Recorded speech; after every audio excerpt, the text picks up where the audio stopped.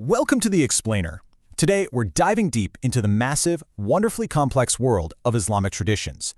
We are doing a full-on, documentary-style overview here, but instead of asking which group won or which sect is right, we're going to explore how incredibly brilliant people, drawing from the exact same revelation, ended up at completely different conclusions. We're going to map out the profound historical forces that shaped one of the most intellectually rich civilizations on Earth. Now, there's this fantastic principle classical scholars used, which is basically our golden rule for today. Let's understand everyone on their own terms. Our goal isn't polemics or picking sides. To truly grasp this history, we have to look through their specific lenses and unpack the deep philosophical assumptions that got them there in the first place. So, here is our roadmap for today. We'll be covering Islam before the sects, the Great Historical Crisis, Sunni and Shia worldviews, exploring the theological schools, and finally, the shared foundations. Let's jump right in. Section 1, Islam before the sects. Look, back in the very beginning, in early Medina, you didn't have denominations. There were no Sunnis, no Shias, no philosophical schools of Kalam, no Sufi orders, none of it. You literally just had the core reality of Allah, His Messenger, the Quran, the Prophet's teachings, the Sunnah, and the early community of companions, the Sahaba. That was the whole picture. It was just a unified community relying directly on revelation and the living example of the Prophet. Moving right along to Section 2, the Great Historical Crisis. So, how did all these distinct identities eventually emerge? Well, right after the Prophet passes, boom, the community faces a massive political earthquake over leadership. It starts with a really tense succession debate at Saqifa. Then it escalates into the Ridda Wars and plunges right into the First Fitna, this devastating civil war that included the battles of Jamal and Siffin. It deeply traumatized the early believers. And this instability led to the assassination of Ali and ultimately the profound shock and tragedy of Karbala. You really have to feel the emotional weight of that trauma to make sense of what happened next. What started as a political fracture over who should be in charge morphed into entirely distinct theological divides. The community was literally forced to develop profound answers to the sheer chaos they were living through. Basically, early history directly shaped later theology.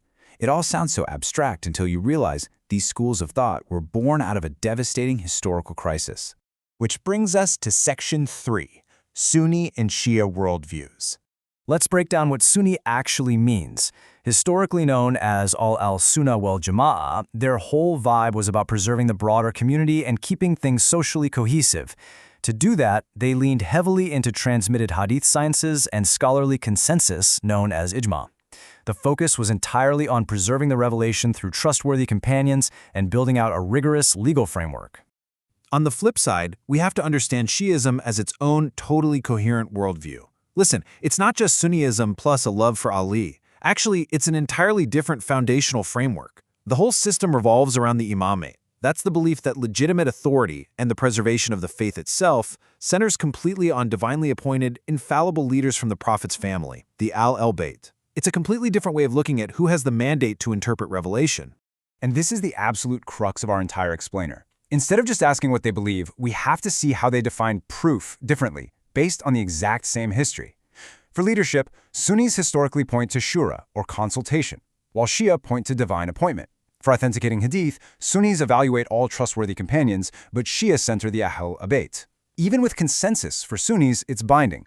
For Shia, it's actually not binding without the presence of the imam. They're answering the same foundational questions, just using entirely different metrics for authority. All right, Section 4, Exploring the Theological Schools. To really get these formal theological schools, the Kalam, we have to ask a simple underlying question. What exact problem were they so desperately trying to solve? They were wrestling with some seriously heavy concepts, things like Allah's attributes, human free will, predestination, and the exact nature of revelation itself. Every major school had its own specific driving motivation. The Mu'tazila, who are often misunderstood today, used Greek philosophy to fiercely defend divine justice and human freedom. Then the Ash'ari school came in as a counter-movement to protect divine transcendence and orthodoxy against pure rationalism. The Maturidi tried to find this deep, nuanced harmony between human reason and divine revelation. And the Athari school, think of figures like Imam Ahmed, they were all about strict, literal fidelity to the transmitted texts. They affirmed things mentioned in Scripture without asking how. When you see their motivations, the intense debates make total historical sense. And we definitely can't forget the Khawarij. They popped up right after the Battle of Siffin and basically tried to solve the crisis by absolutizing moral purity. They took a historical, political dispute and mutated it into a rigid, uncompromising theological absolute. This is where we see the introduction of takfir, or excommunication. It's a stark reminder of how fast political fractures can turn extreme. But after mapping out all that intense divergence, we land on our final point. Section 5, the shared foundations. Okay, so we've talked a lot about splits and disagreements today. But honestly, the shared bedrock here is absolutely massive. We are talking about belief in one God, the finality of the Prophet Muhammad, the Quran as divine revelation, the Day of Judgment, moral accountability, plus the pillars of daily prayer and charity. The common ground uniting these traditions is incredibly vast and deep.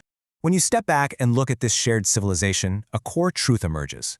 These classical scholars were having rigorous, high-level debates about epistemology. Who holds authority after the prophet? How do we methodologically interpret these sources? They were not fighting over the foundational realities of the faith itself. Recognizing that is crucial if we want to avoid simplistic polemics today.